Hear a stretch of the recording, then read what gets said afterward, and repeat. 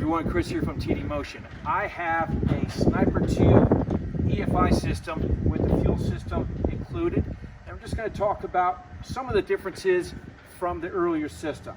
So if we talk about the throttle body at first, we can kind of go over into some details what's different about it. So it has an improved ECU, supposed to have better RFI resistance. It has an onboard non-contact throttle position sensor. The throttle linkage has been improved so it can adapt to different linkages for different transmissions.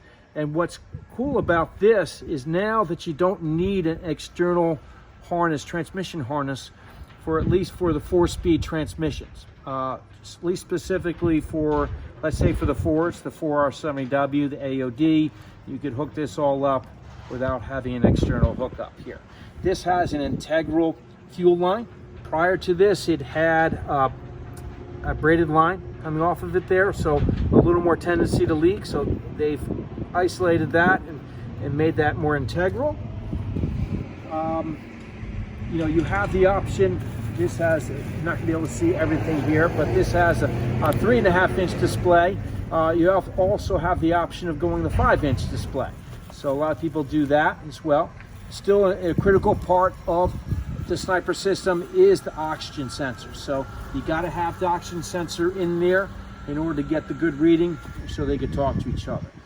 This setup is for a return setup. So you do need a pressure regulator in order for it to perform if you're running with an external fuel pump. So a lot of guys are running with a in-tank fuel pump these days. So that's why we have this tank out. This whole kit is actually based upon for like a 64 through 73 Mustang. This has all the mechanism pieces for the in-tank fuel pump, for your relays, for all your fittings, your AN fittings, the clamps, the fuel neck, and this is all coated so it prevents rusting.